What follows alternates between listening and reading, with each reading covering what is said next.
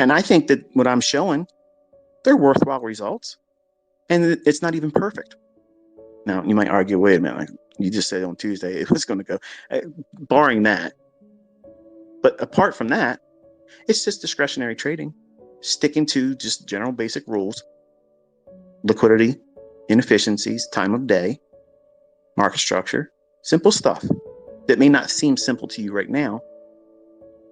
But if you're in trades and you feel that tendency to want to wig out and you're uncomfortable, you're squirming, you got to get up, you're walking away from the charts, you're pacing around. Let me tell you what I used to do.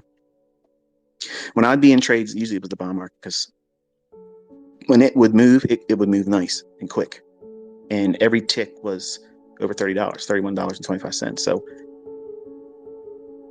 just a tick is almost what a full mini in E-mini S&P is today with one contract. And this bond market would move around a lot. And if you got 16 ticks, you're making what 10 contracts on a mini move of one contract would deliver, or lose that per contract. So I'd be in the trade, I put the trade on, it's not moving for me. I got 11 ticks. I could bank something here, but I'm like, no, I need it to go 16 ticks. That's what I wanted my trade to be.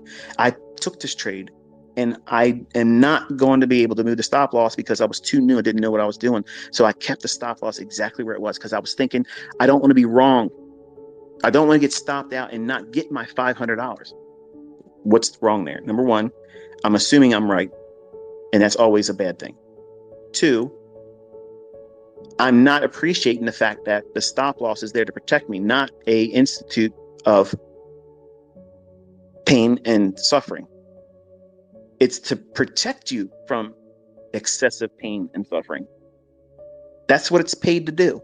When you put that stop loss in there and you pay the transaction costs and commissions and fees for that executed order, you paid it to do its job, which is to what? Keep the amount of money and suffering at a minimum. Whatever that order would execute at, that's what you pay it to do. Once you place the order, you don't worry about that.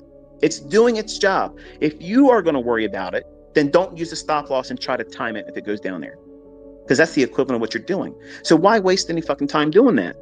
Put the trade in there and then focus on what matters most. Is the trade continuously giving you signs and signatures in price action that it's going where you want it to go? It's not giving you the broken wing tactic. It's running out of steam. It doesn't have energy anymore. You've been in trades where you just know that this damn thing is not going where you want it to go. But what happens? What happens? You don't take anything off. You don't close the trade and say, okay, I'm not going to waste any more emotional and psychological equity on this trade. If you're holding on to something and it's just driving you nuts, your infancy in this or your obsessiveness, which I know a whole lot about, will prevent you from closing the trade and walking away. And knowing, here's the common sense that everybody ignores. The market's going to trade next week. It's going to have a morning session. It's going to have a PM session. It's going to have liquidity runs. It's going to have a run to inefficiencies. It's going to be all kinds of repeating things that you somehow get amnesia about. And you let the trade go into drawdown. You move your stop or take it off. Instead of taking something off when you had profit and easing that pain and growing through that pain like a child in growing pains. When I was a child, I had growing pains with my feet and my ankles and my shins. And I'm not that tall. I'm only 5'10", but you would have thought with the amount of pain I was feeling, I was going to be 6'10". I thought I was being stretched out like some medieval device. But that growing pain of going through this, you compensate for that pain by taking some of the trade off and fund yourself. Take it off. Reduce the measure of risk that you're going to hold on to. And be diligent about making sure that if you start feeling that, don't let it go to your full stop. Don't let it go to your full stop. Simple. If you open the trade up and you're going to take a mistake of 2 full %, As soon as you start squirming, take the trade-offs that way. Whatever you have, it can't take more than 1% away from you. And if you've taken something off in partials, it can't even be a full 1% then. So what happens when you're wrong? Yeah, it was a mosquito bite. It's not pleasant. It's going to itch you over the weekend. You're going to think about, oh, it didn't work out for me. Going to keep going back to it, scratching it and scratching it. And keep doing it, it's going to get infected. It's going to hold you up from doing something new, and exciting, and more profitable. But you have to let go of these things and identify these times where you're getting uncomfortable. You're vocalizing your frustrations. You're breathing. It shows that you're physically uncomfortable. You're agitated. You're fidgeting. But you don't grow if you hold on to the trade and take nothing off and remove the stop or move the stop larger. When you start trading with real money, you're going to discover something about yourself. This is the thing that hurts most people. It's usually the men. You're going to put the trade on. It's going to offer a little bit of profit. And then you're going to feel that struggling. It ain't moving. It's not moving for you. And you start worrying about what? It's going to go for my stop. You're worrying about it going to your stop instead of saying, is it showing signs that it wants to continuously moving in my favor? But no, you're not doing that. You're focusing on it's moving to my stop. You're telling yourself it's going to your stop. You're thinking it's going to your stop. But you're not doing shit about taking any of the risk off. You've abandoned the idea of studying whether or not it's giving you clues that it's going to keep moving in your direction. You totally forgot about that. Now you're arm wrestling the market like you're somehow going to be able to control it with telekinesis. You staring at the chart, you cussing at the chart, you throwing shit at you're throwing shit all around the room. You think that that's going to have something to do with how the market's going to say, oh shit, he just threw his glasses. Oh shit, he just threw his Ray-Ban glasses against the wall. Man, I better not go for this guy's stop. You think that's what's going on? You think that's what's going on? You think that anything you act out and go crazy, that's going to have an influence on what the market's going to do. Now, clearly, right now, we're talking outside the marketplace, and you're laughing. You're probably thinking to yourself, it's true. I've been there. Maybe not throwing your Ray-Bans, but you've done something to that effect. Resisting the obvious. What you should have done is take something off or collapse the trade and just be out of the pain.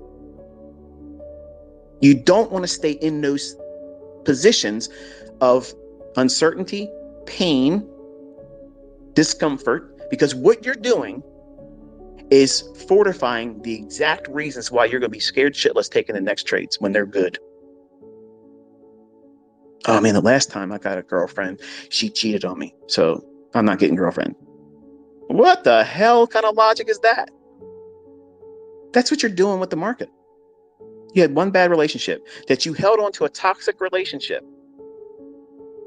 The trade doesn't love you. It's okay. There's other ones out there that will. So you have to do what? Kill it. Not murder, but you have to kill the transaction. Just be done with it. And save your mental equity, your emotional equity, that psychological tug of war. You have to know when that's there. And as soon as you feel, and I felt it today in the market, it was not giving me what I wanted to see.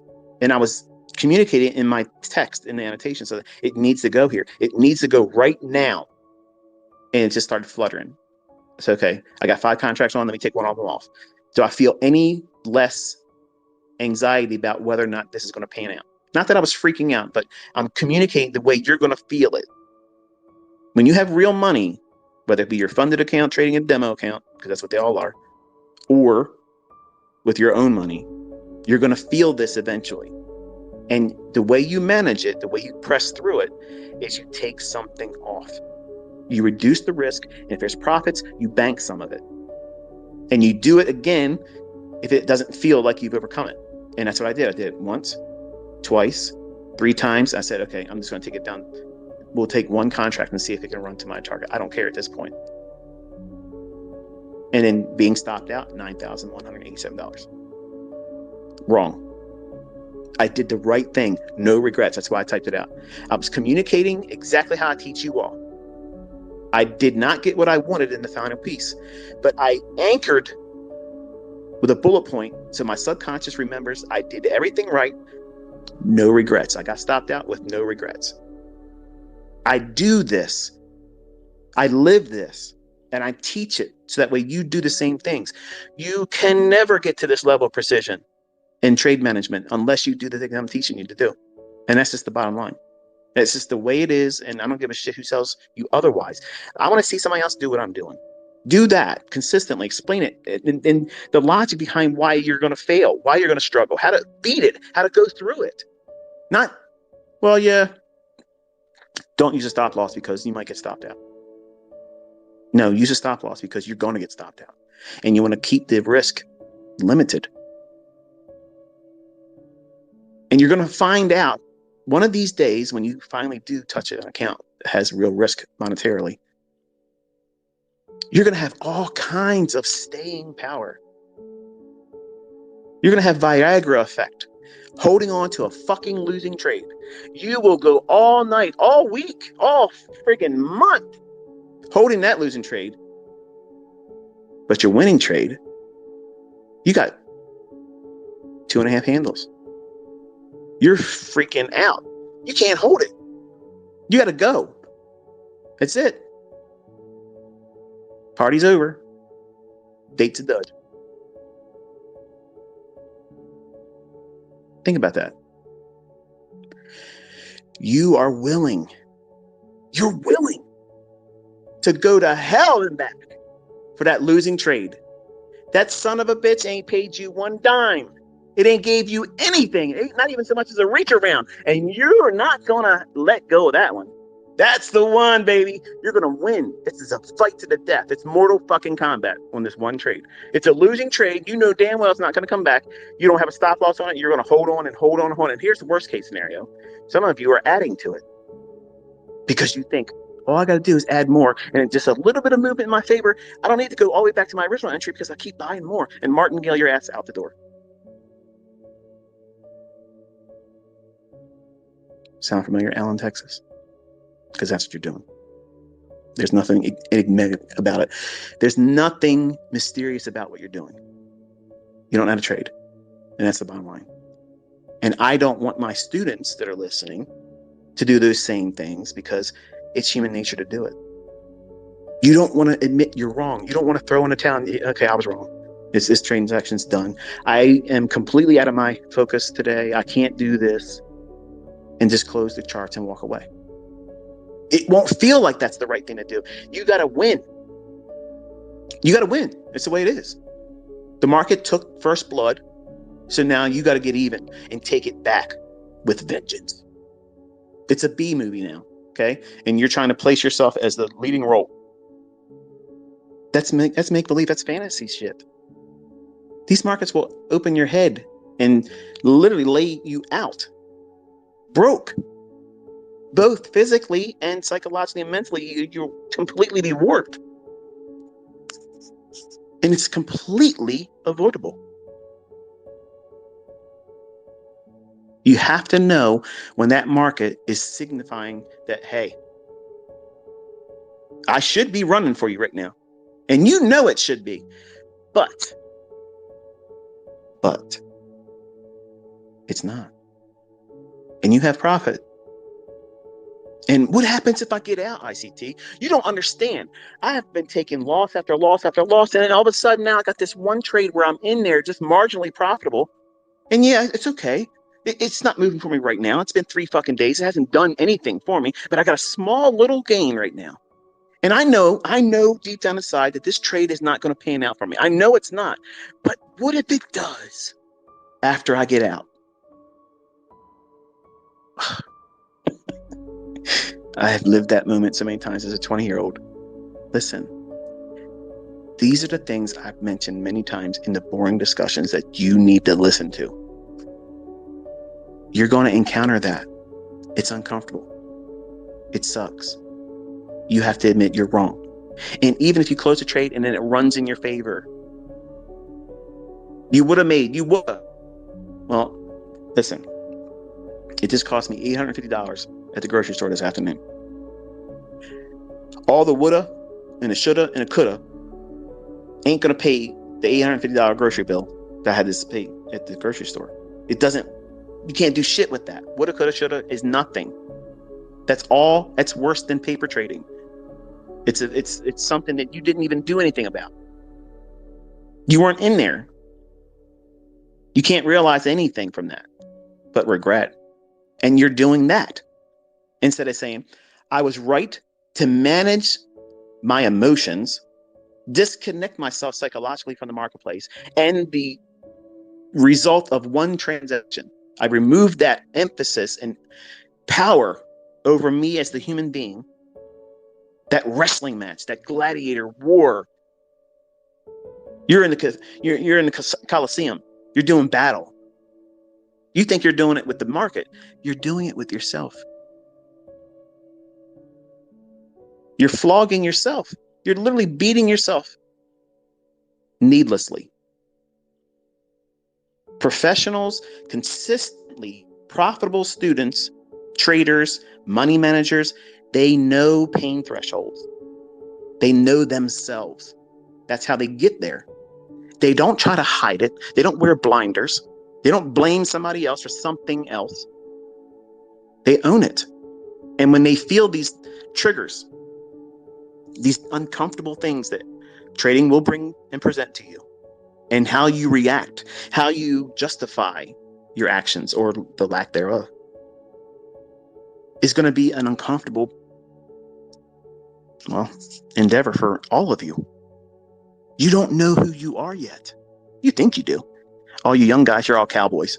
And the ladies, you think you're going to be able to manage it well. You're not going to take a high risk approach. You're going to be very frugal. And that what you think is going to be the thing that gets you through it. And then all of a sudden you discover, wow, there's a whole lot more to it than that.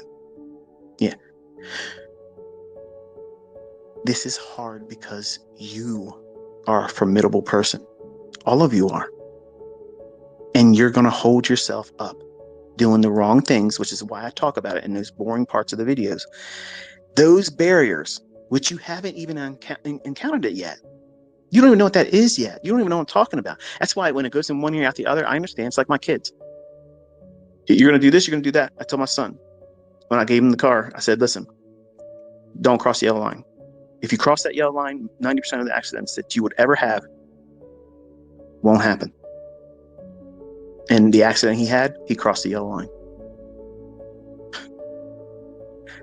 I told him, I specifically told him, I said, if you crash this car, I will not buy you a replacement. You will earn it and work for it. And guess what? That makes me a piece of shit dad in most people's eyes. Well, you have all this money. Yep. But I'm a dad. And he didn't listen. He disregarded it. He could have hurt a family. He could have hurt himself.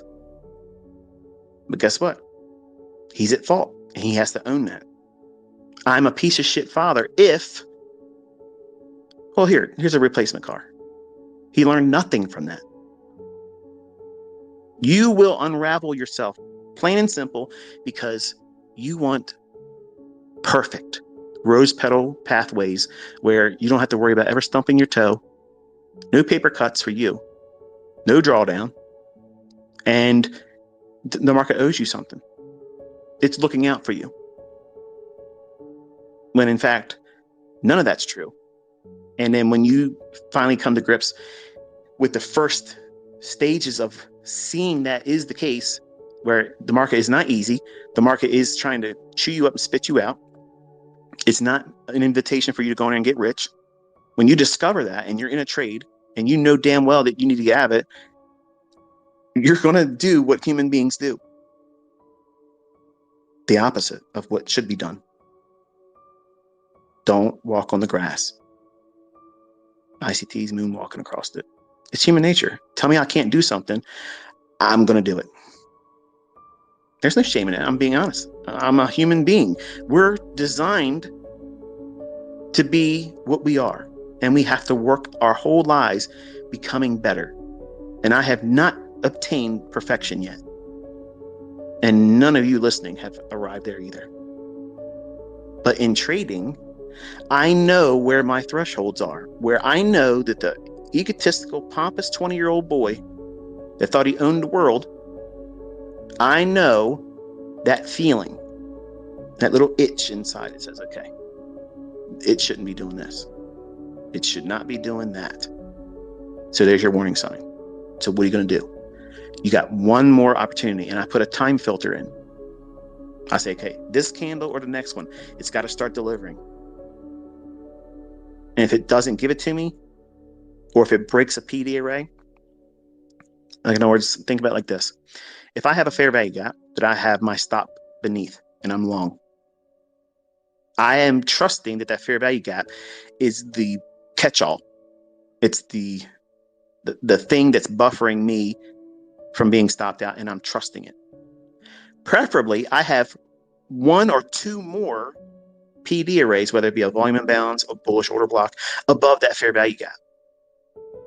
If I lose two of those PD arrays and it goes into that fair value gap, that's a warning sign for me, because it just caved in 3 levels of what I would deem a support. Not classical support resistance bullshit.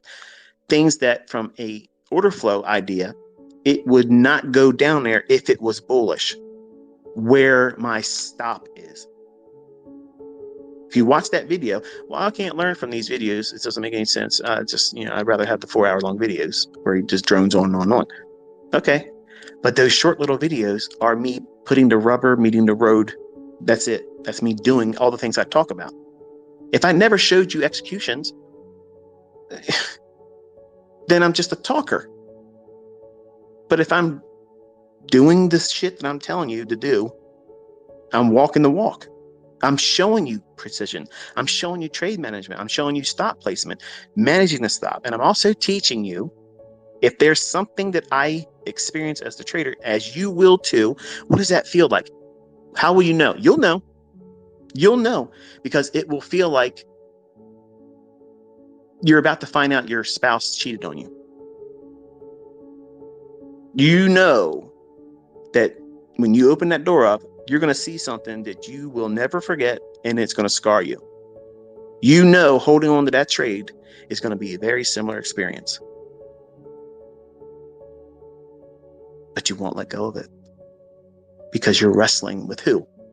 Your broker going to say, no, you can't get out of the trade. Fuck you. This is the way it is. Don't call here. Don't push the button. We're not going to let you get out of it. This is the way it is. You made your bed laying it. That's not what's happening. But you would be convincing yourself at the time that there's no way out of this. There's no way out of this trade. I have to hold on to it. My whole livelihood, my whole identity rests on this trade's outcome. You've elevated this entire existence as a trader in that one transaction. You're squirming around, you're bitching, you're cussing, you're throwing shit around, you don't want to talk to your spouse. You hate everything. You had dinner plans later on. You ain't going now. This is what happens when you get in this market. It shows you your ugly side. And as nice as some of you people are, I'm sure you were very, very pleasant. It will show you the monster that's in you. That ugly person. The one that you like to pretend doesn't exist. Every one of us have it. Every single person has it. And you have to master that person. You're never, ever mastering the market. I'm never going to master the market. I'm never going to be a master of the market. You know I am a master of? Me. I might go off the rails, get chemically imbalanced for a few minutes or so, cuss and rant and rave, and then it subsides and I go the other direction again.